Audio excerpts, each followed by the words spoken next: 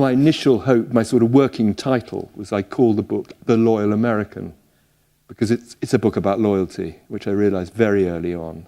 We tend to think of loyalty as an absolute virtue, don't we? Whereas, in fact, it can be relative. And I think what we call the American War of Independence, and they call the American Revolution, really illustrates how flexible, how fluid loyalty can be for some people, and yet how absolute a virtue it can be for others, like many of those who came up here, of course. And would that inform the way your characters develop and the way the plot develops? It's a British emissary who is the main character in the book, and he is very loyal to Britain, and he comes to do all sorts of things that he would never do in this strange new town. How much does the characterization allow you to explore those themes of loyalty, themes of betrayal? I think actually, the having found a central character who's my sort of narrative voice as well, I wanted a civil servant, a sort of ordinary person, not somebody who had very strong feelings either way.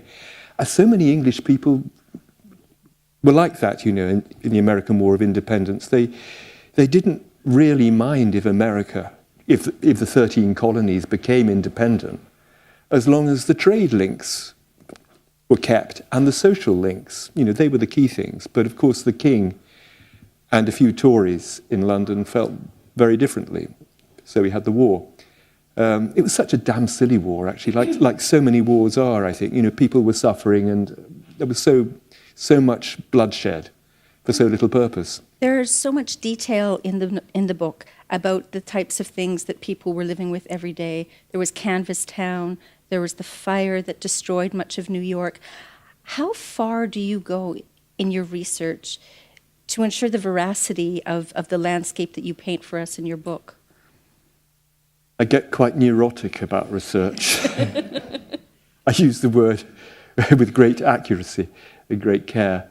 I think in a way I'm a failed historian. You know, I find it very easy research to do. And also, I've got it's a bit like having an ear for music. I think I've got an ear for history. I may not know a great deal about it, but I know what sounds wrong when I read another person's novels set in some other time. So I do care very much about trying to get the facts right, and I do maps, and I've got files of details, and I read assiduously. I try to read some memoirs, letters, that sort of thing, what ordinary people were thinking at the time, rather than the secondary sources, which is one reason why I think such a very different view of the war came out in that book than is the received one. Mm-hmm. And you say in sort of the afterword of your book that you often hear the story of the American Revolution, but rarely from the perspective of the British. What was so important to you? Why was it so important to you to get that across? Was it just a way of getting into the story, or what? It was partly a way of finding an angle on the story, but it actually got more to that. I became incredibly sorry and upset about those poor loyalist Americans who, in many cases, had lost everything. I know some came north here and made a new life. Some went back to the UK, but the fact remains, these were people who had as much right to be in the 13 colonies as the rest of them. People who'd made their lives there for generations. People who had followed what they believed to be right. They'd sworn an oath to the king. They kept that oath. That kind of loyalty has resonance in the current day as well, in all sorts of, in Africa, in South Africa, for example. Yeah. It's a way of exploring how you're betrayed by history. By history. In a way, by history, isn't it? And I don't know. It was.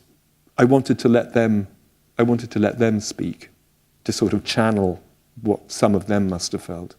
And so I notice as well that throughout the book, you're very careful in using language that would sound like it came from that era. It resonates well. It doesn't. You don't hear any sort of jarring voices with 20th centuryisms coming out in the book. There's a quote that your children tease you that because you're addicted to the Oxford English Dictionary.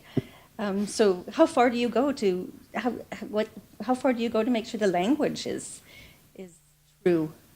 I'm obsessive again. You know, it's all part of the research, and I think certainly if you're writing historical fiction which is set within the last couple of centuries, there's really no excuse for not trying to make the dialogue as reasonably authentic seeming as you can. It is pastiche, of course it is, but it's easy enough to find out how people spoke in those days, and it's not so far how we spoke for it to be perfectly possible for that to be replicated in some shape on the page. If you're speaking a book, as you said, it improves the dialogue.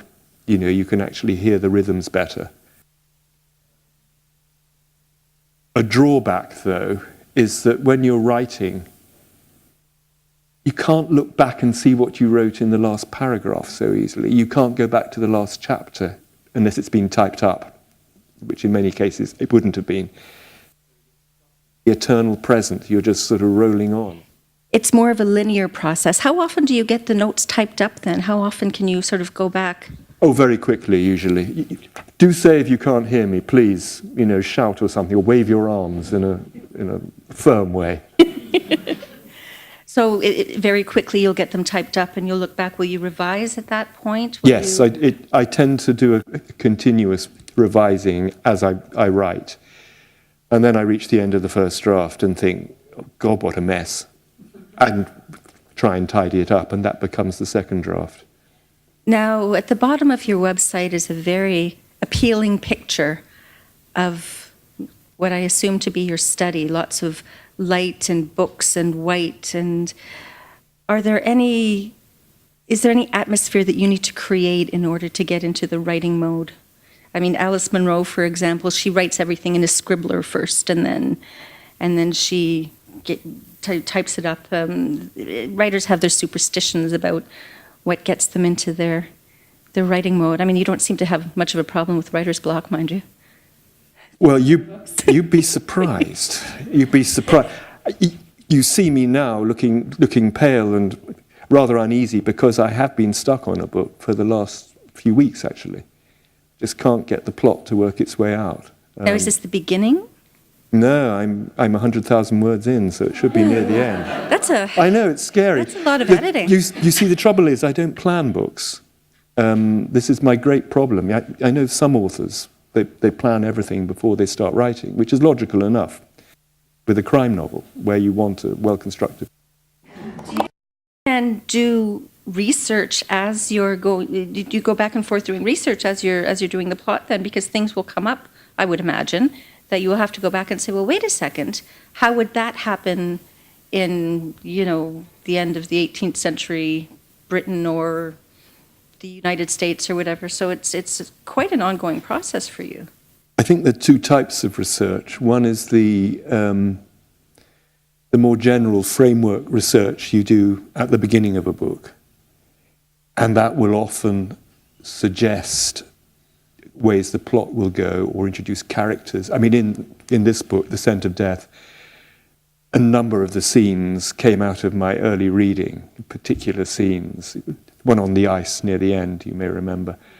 That came from something that actually happened. What was the story that happened? Well, I won't go into it too far, but basically in the American War of Independence, all over the world, but particularly on the east coast of America, were very, very cold. Couple that with the fact the city had very little fuel. Everyone was very, very cold, and the ice was so thick, regiments would march across the ice, all the way across the rivers, it was that thick. They had cavalry regiments included. So New York was no longer on an island. which was, of course, in military terms. Anyway, to go back to the research, this sort of a general research is what I do at the beginning. But then, of course, while writing, I realise I need to know the precise sort of handgun a certain character might have used, or what an item of clothing would have looked like, and that I will do as it goes on, or before I start the second draft. Now, in American Boy, there was a character named Mr. Noak. Now, American Boy happened, 20, 30 years after The Scent of Death. Yes, that's right. So there was a character named Mr. Noak in American Boy. He becomes, is it the same Mr. Noak that's one of the close protagonists, or almost one of the main characters in here? Spotted it, yeah. Okay.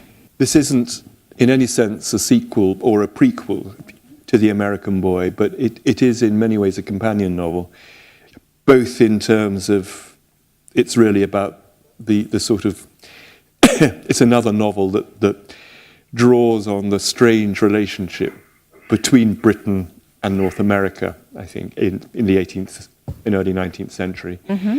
And Mr. Noak appears as an old man in The American Boy, and here he appears as a much younger man. And a much more devious man in some ways. Well, I'm shocked you should say so, Deborah. What a sinister mind you must have.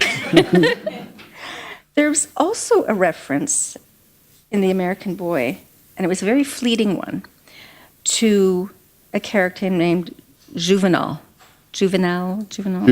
Yeah. And again, he's one of the main characters, if it's the same one, in The Scent of Death. Are you leaving your readers little clues and sort of... Is there a scent of death? A juvenile in The Scent of Death? There is. I didn't know. Is there? There is. Oh, sorry, juvenile. Sorry, in The American Boy. In The American Boy, yes. It's a very fleeting one, and it's at the house. That's right. In London. Mm. That's right. Yes. No, you're absolutely right. I'd forgotten. He's the footboy, isn't he? In the house in Bedford Square. Yes. Yeah, of course. Yes. Yes. I just thought the slave-owning classes, as it were, as we must call them, had a habit of naming their house slaves after well-known Roman figures. So you had Julius Caesar, Caesar, and Juvenal, of course, the poet, and so on. But yes, I remember I did have a little signal of a connection, the Juvenal, I suppose, which is harmless fun. Really. But I'd forgotten about that one. Mm-hmm. So is there going to be? I mean, you say this isn't a prequel or anything, but there are themes, and there's at one point I think you refer again in your afterword to the War of 1812, and I've got the quote here somewhere, but of course I can't find it. But you say the War of 1812 was not given too much attention. I think that's very true. It was that was an even sillier war than the American War of Independence, I think. It's one that's near and dear to our hearts. Well, I know. I do know that. Which is this fascinating thing for me, that coming here, you get a very different view on things. But for the British, the War of 1812 was in many ways a sideshow. What mattered was Napoleon, obviously, because we were fighting a global war with the French. Mm-hmm. And the Americans, I think, rather in their cowardly way, thought they'd make hay while the sun was shining, while we had our work cut out elsewhere. And of course, they invaded Canada, didn't they? Which was... They tried to. They tried, but you rebuffed them. And we burned the White House. The British burned the White House, which I feel a certain patriotic pride in. Well, is there a case to be made, perhaps, for another in the series that brings you to Upper Canada? Because you mentioned a number of your characters fleeing to Upper Canada or living in Upper Canada. They're in Kingston. You've got quite a few references. As you know, The American Boy actually turns on an event that happened earlier in Canada. Exactly. Well,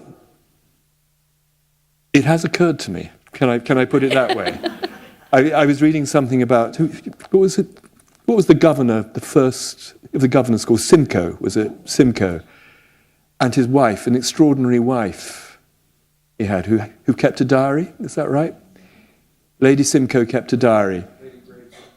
Oh, Lady Grave Simcoe. And thank you. And I came across that in my reading, and only a couple of days ago I made a note that I'd look out that diary. And you're here now. Pardon? And you're here now. And I'm here now. It must be fate, mustn't it? At the Toronto Reference Library. Well, I'm sure they've got a copy, haven't they? They must. Yeah. So yes, I mean, it's certainly something that's in my mind, because I think it's such an interesting area. The other possibility would be the American Civil War, a bit further on. I've been reading a bit about how that was perceived by the British and by the Canadians, which is not something I know a great deal about, but it was, that too is a sort of fairly unknown area.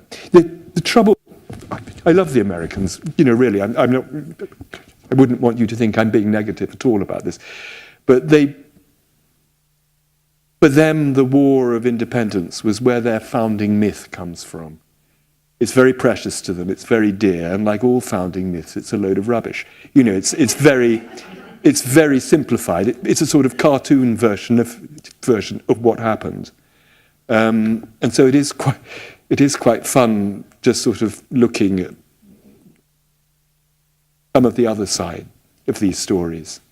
How important is it to understand the history and how it affects the present? You do it within your characters, for example, in the Roth trilogy, just on a personal level, how the past affects who someone becomes. You do it in these books. How important is it to understand our history? Is that part of what you do when you're digging into your narratives there? I'm absolutely sure it's vital to at least try to understand our past. Otherwise, we've no hope at all of understanding the present, let alone second-guessing the future. We saw that with the Gulf Wars. I think anyone who's tried to invade the Middle East, any Westerners, it just beggared belief how little thinking was done, how little research. And of course, Afghanistan, how the British invaded there twice in the 19th century. 1980s. Whoops, I'm losing my sound. Or the Russians in the 1980s. And it's not a country, it's very easy to invade. I think this is, these are just obvious reasons why some sort of sense of history can in fact be very useful for sound practical purposes. I'm all for history. Now, you said in a tweet, prolific tweeter. Twit. I call myself a twit, actually. It's shorter. That, where is it here? A genre imprisons imagination. That was a quote from someone else that you tweeted last week, and then you said, I completely agree with this. Well, why do you think that? Why do you agree? I think we've got very trapped in this idea that if you write a certain sort of novel, you're a certain sort of writer. With my first novel, which came out as we've been hearing rather a long time ago, my first publisher said, well, Andrew, we can either do this as a sort of on our sort of mainstream list, or we can do it as crime fiction. And she said, I think we'll do it as crime fiction because we'll sell more copies. That's how I became a crime writer. And I think she was absolutely right, because it wasn't a terribly serious book. It had jokes, and also it had a corpse on the first page. But there is a sort of very facile way that people have of categorizing books, which is not the way authors feel when they're actually writing them. It can get very absurd, but it's also self-contradictory that if you think about Jane Austen, her plots, these are the plots of romantic fiction, by and large. Mills and Boon. Do you have Mills and Boon over here? Harlequin, same thing, exactly. But because she's a wonderful writer, and because she's a couple of hundred years old, they're not categorized as romance, but She transcends the genre. or she's allowed to transcend it now. At the time, it was not quite the same. She was rather looked down on. I mean, Jane Austen wrote this wonderful thing about how novelists are looked down on compared with real writers, because in those days, of course, fiction was a sort of low-grade literary activity. Things have changed, but in the same way, I think writers of genre fiction tend to be considered as a sort of lower order of authors, which I think is nonsense. I mean, has nobody read Sarah Waters or Hilary Mantel, historical writers that are superb novelists? And it is beginning to change. Or you. Well, I'm not saying I'm on that level, but I know I can aspire to it. But the critics say you are.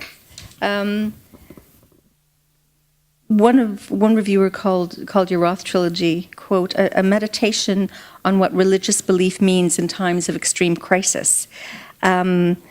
Very often in reviews I've read of your work, there's always the caveat that, and he's also literary. Yes, It's as if it's a surprise, but you do get that far more often than many other writers in the genre do. Yeah, I think that's true.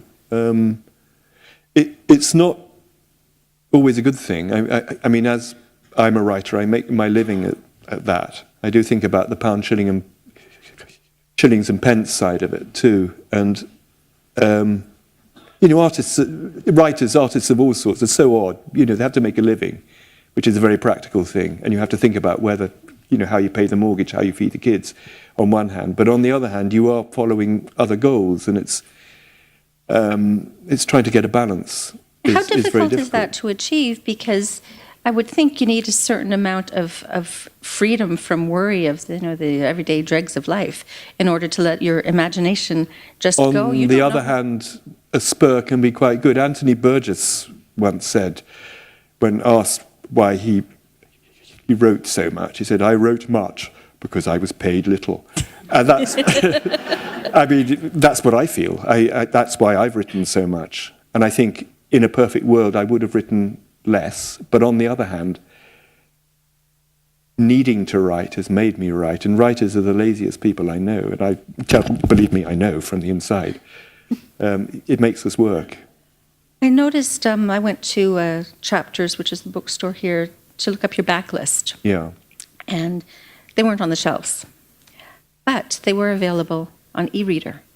How much of a difference has that made to writers with long backlists and their ability to make a better living than they may have been able to make at writing? That's a very good question. I wish I knew the answer. It certainly means having books available on the internet, if not in print. It's great for readers. For authors, whether most authors make a great deal of money by it is another matter, because particularly in the UK, and I think in the States, not so much here, the e-book prices are so bizarrely low. Nobody's making much money about it. I think players like Amazon, like Apple, and Kobo presumably, are jockeying for market share at this point, and so prices are in free fall.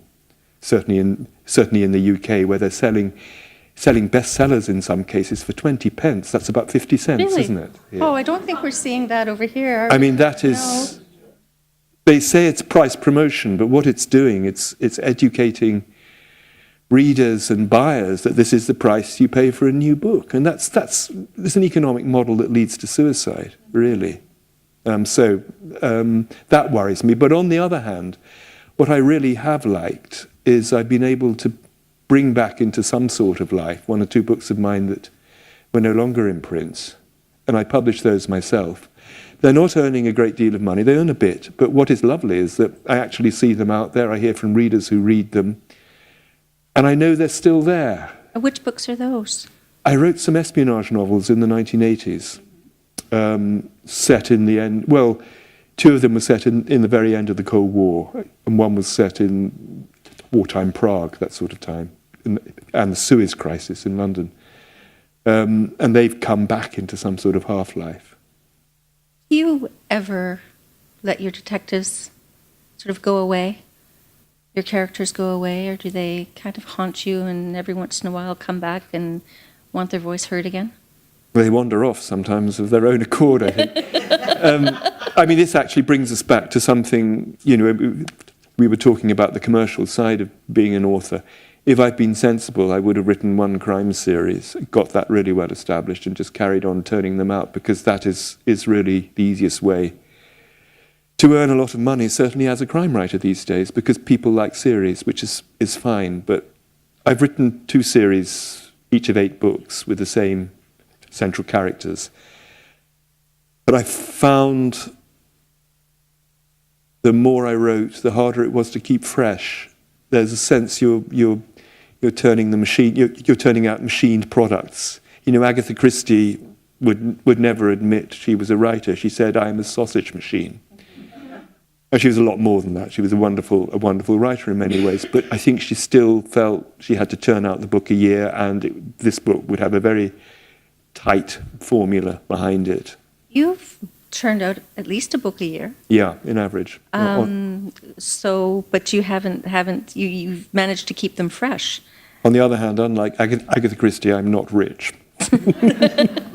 So it swings and roundabouts, you could say, couldn't you? Yeah. So are there any of your detectives, any of your characters that you really want to Bring back. revisit? Yes, definitely. I wrote an 8-book series, my Lidmouth series, which is set in a fictional version of where I live, on the borders of England and Wales in the 1950s. And there's a sort of recurring ensemble cast, if I can put it that way. There's a detective inspector who's married with kids. There's a woman journalist he thinks of rather more than he should. And there's a lot of characters in this small town who reappear in various guises. And it's very much the sort of small town England that I grew up in. I grew up in the 50s and early 60s. So it's a very familiar place for me. And also it's, I think certainly in the UK we tend to sanitize the 1950s now. We see it in a sort of golden haze at the time when... We do that here as well. Our children were safe to walk country lanes alone, and they could pick blackberries and no paedophiles would be wandering. It was very different, of course. There's a lot of poverty, a lot of unfairness, a lot of suffering in all sorts of ways. So I've tried to do nostalgia noir, if you like, for the 1950s. That's what the Lidmouth series is like. I research them as I do any historical novel. I don't try to... Do it from memory? Because memory is so fallacious, isn't it?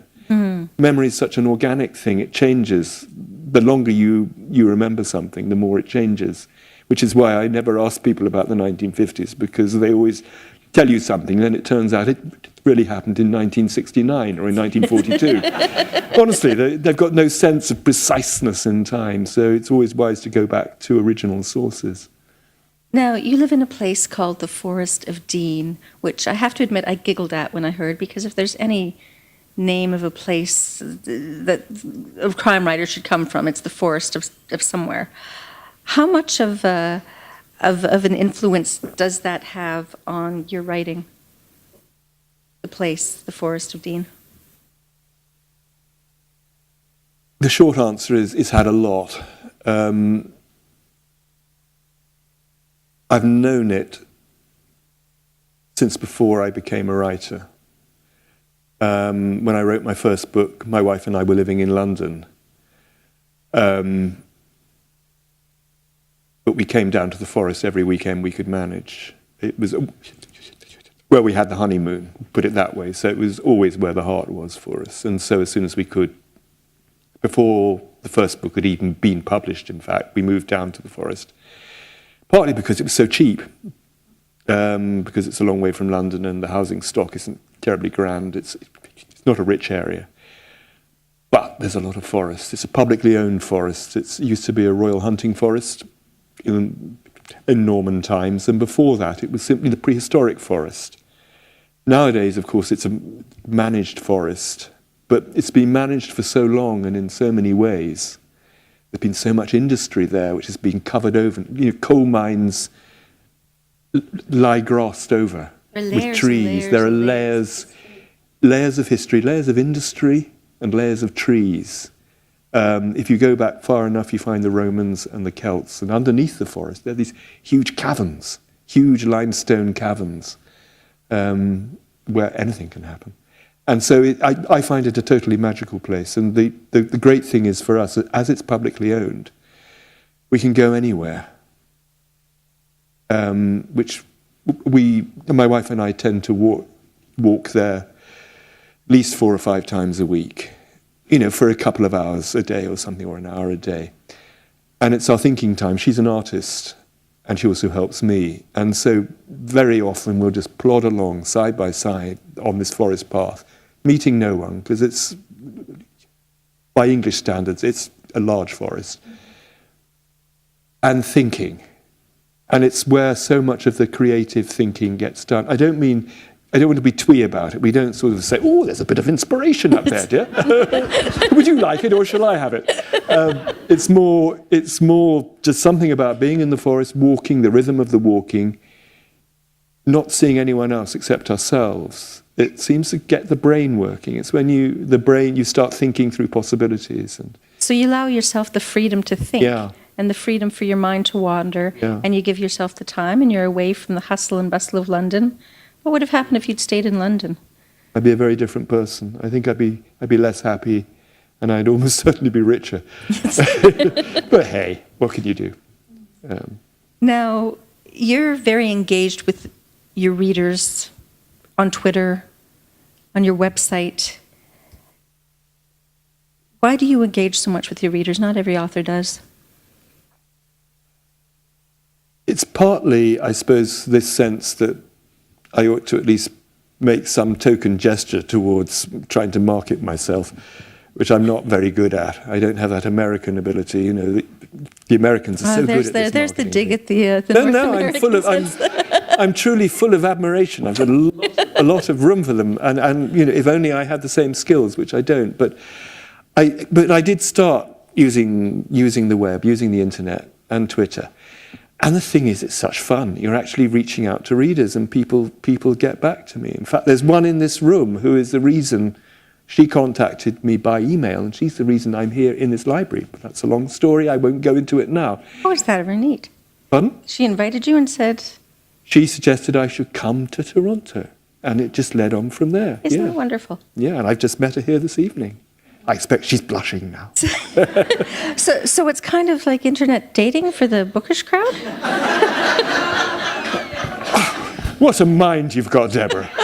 No, it's not. It's more just it's a connection between an author and a reader, and it can develop into another literary occasion. Put it that way. Mm-hmm. Yeah, which is lovely. And do you engage them on what they like and what they don't like? I mean, I've noticed people sending you again on Twitter. Somebody started reading the Lidmouth series and just thought, oh, this is great, I get to go into it again. What does that give you as a writer? It must be kind of a kick. It's a little interior glow. Mm-hmm. Well, it is nice, writing is obviously a very isolated thing, and actually having a positive comment from a reader is extraordinarily nice. You'd be surprised, I think, just how pathetically nice most authors find it. Mm-hmm. If you see an author, always say, loved your last book. You needn't have read it, just say, loved your last book, and pass by, and they'll love you forever. Very good. Well, I think we're ready to have your voice be heard reading. I know I always find it wonderful when I can hear a writer's voice when I'm reading the book. So I understand you've got something prepared here. I've got a bit of... up there if you want, if that's easier. Or if you... I'll go up there, I think, so... And thank you very much. It's been a pleasure. Oh, it's such fun. Thank you. It's not over yet. I never know which bit I should read. It's awfully hard. When you've written a whole book, you think, I should read the whole thing, all 130,000 words. But that would never do. So I've compromised. I'm only going to read the first bit, the very first section of the first chapter. And the reason for that is partly because I won't spoil the surprises that may come later for you, and partly because when I started writing, somebody once said to me, when you're writing a crime novel, you want to get in a corpse as early as possible. So I followed that advice very carefully here, as you'll see.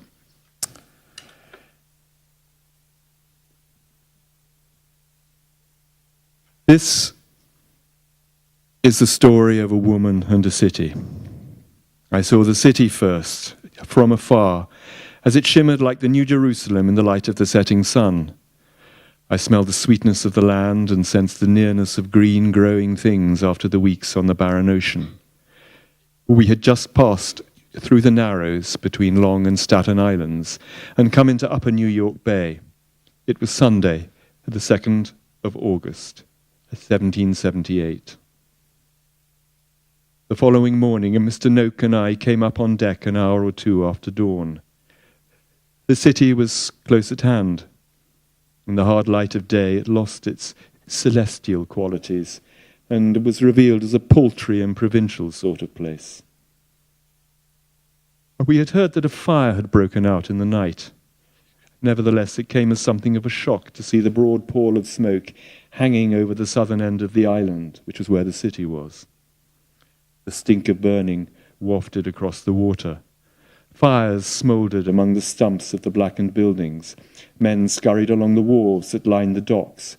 A file of tiny soldiers moved to the beat of an invisible drum.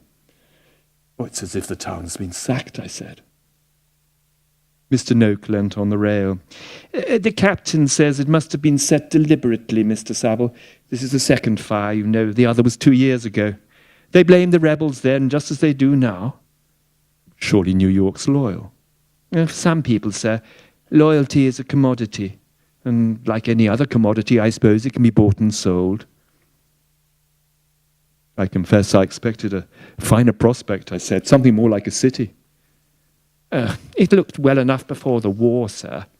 But looks can deceive at the best of times. Believe me, there is great wealth here, the possibility of profit, and the possibility of so much more." I looked down at the grey-green water running with the tide along the line of the hull. The oily surface was spotted with soot, carried on the southwesterly breeze. The fire had broken out in the very early hours of the morning. A large pale rag billowed just beneath the surface of the water. Seagulls fluttered above it, crying like the souls of the damned. The rag snagged on a rope trailing from the ship to a dinghy alongside. The current made the cloth twitch as if alive.